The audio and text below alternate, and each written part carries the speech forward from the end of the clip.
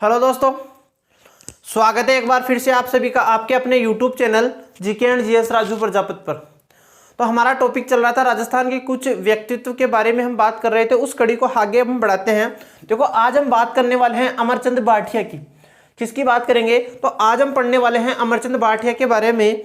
तो देखो वैसे भाटिया वैसे बीकानेर, वैसे भाटिया वैसे बीकानेर। तो अमरचंद भाटिया का संबंध किस रियासत से था? तो राजस्थान में अमरचंद भाटिया का जो संबंध था वो बीकानेर रियासत से था। अब देखो भाटिया जी बाद में कहां पर चले गए थे? तो ग्वालियर चले गए थे। ग्वालियर कहां पर पड़ता है? मध्य प्रदेश में।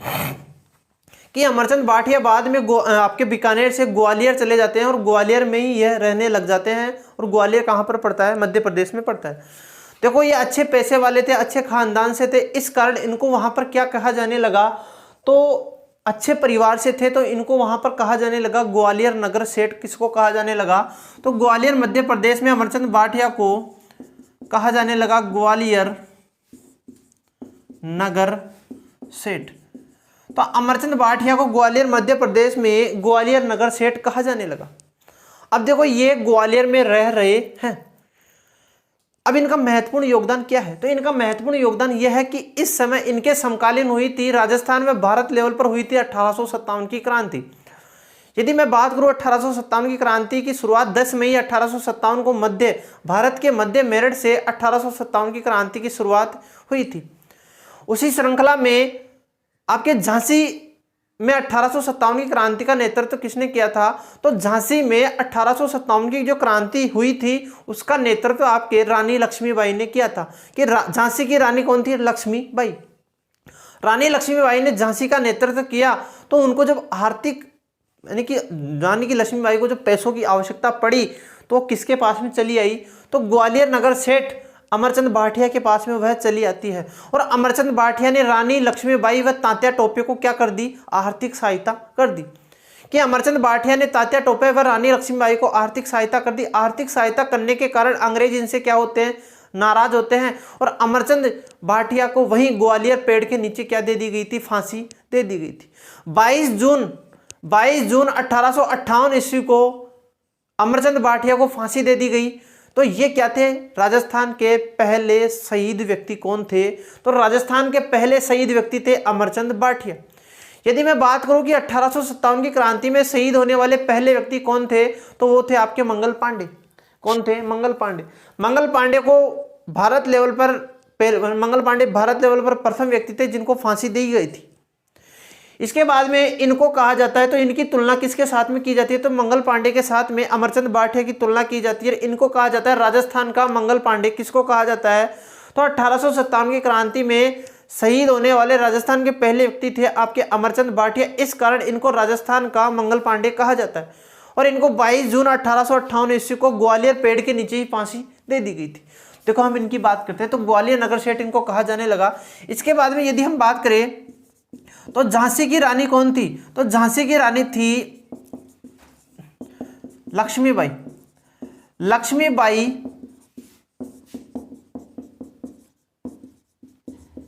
तात्या टोपे को इन्होंने क्या दी थी? आर्थिक सहायता।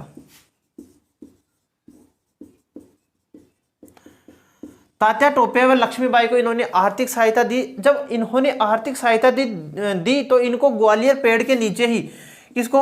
अमरचंद भाटिया को ग्वालियर पेड़ के नीचे इनको अंग्रेजों के द्वारा क्या दी गई थी? तो ग्वालियर पेड़ के नीचे अंग्रेजों के द्वारा इनको 22 जून 1858 ईस्वी को, कब? 22 जून 1858 ईस्वी को इनको फांसी दे दी गई थी। तो देखो इनको फांसी दी गई, तो इस कारण इनको कहते हैं राजस्थान का मंगल पांडे। किसको कहते हैं? तो राजस्थान का मंगल पांडे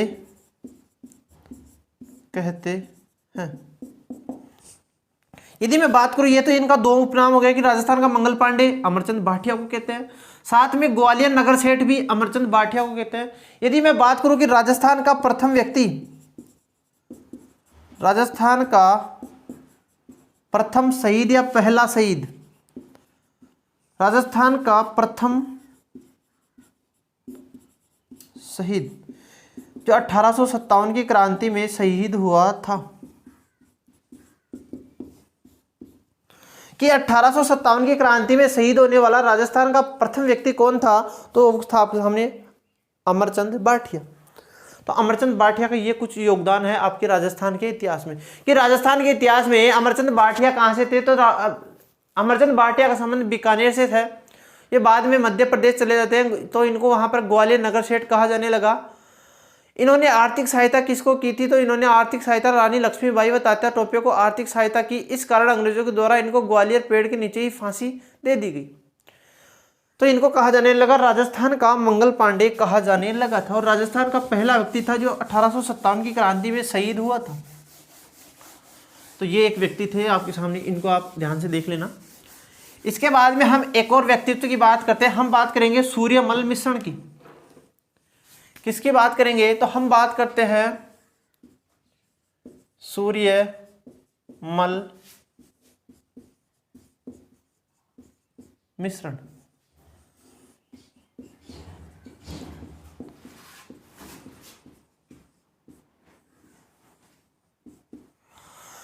देखो सूर्यमल मिश्रण की हम बात करते हैं कि सूर्यमल मिश्रण का जन्म कब हुआ था, तो सूर्यमल मिश्रण का जन्म आपके सामने 1872 ईस्वी को बूंदी में हुआ था। ये महत्वपूर्ण है, क्यों महत्वपूर्ण है, क्योंकि ये बूंदी के इर्द गिर्द ही घूमने वाले हैं। और जो आपके सूर्यमल मिश्रण थे उनका जन्म 1872 ईस्वी में हुआ था। कब हुआ था, सूर्यमल मिश्रण का जन्म 1872 ईस्वी में बूंदी में हुआ था। अब देखो सूर्यमल मिश्रण की हम आगे की बात करें कि सूर्यमल मिश्रण किसके दरबार में रहते थे।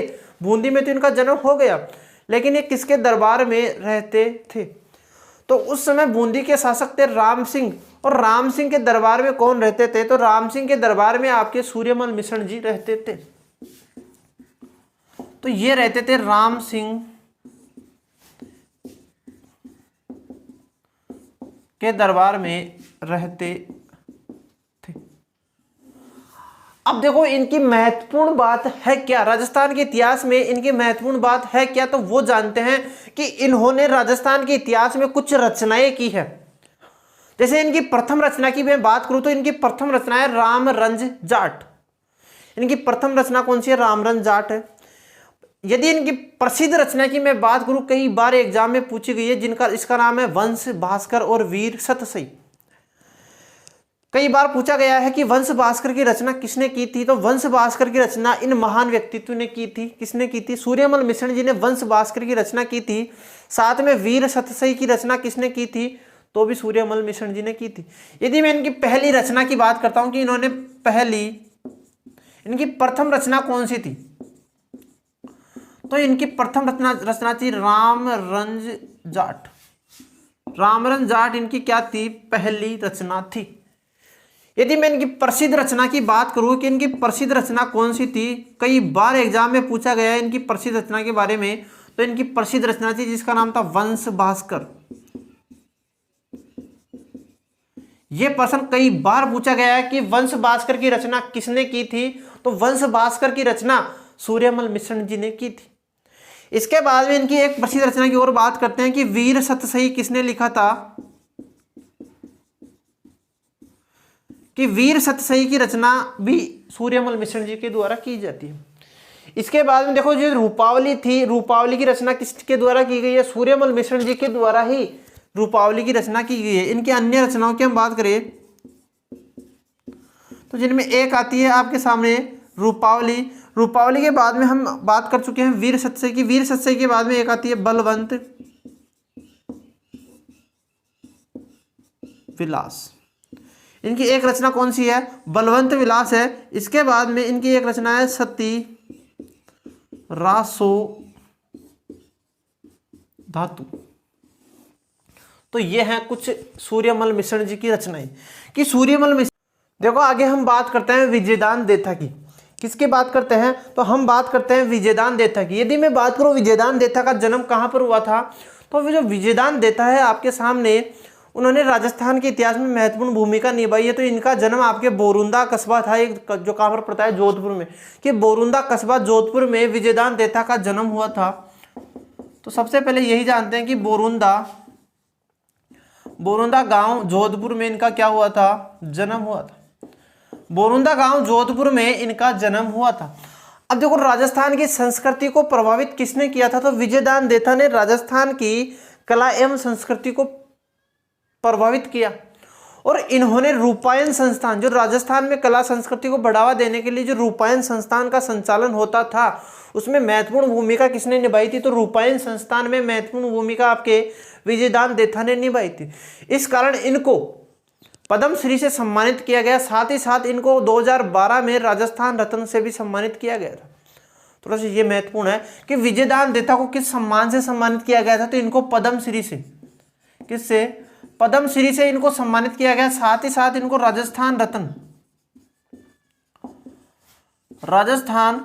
रत्न 2012 से इनको सम्मानित किया गया था। कि राजस्थान रत्न 2012 से किसको सम्मानित किया गया था, तो विजयदान देथा को सम्मानित किया गया था।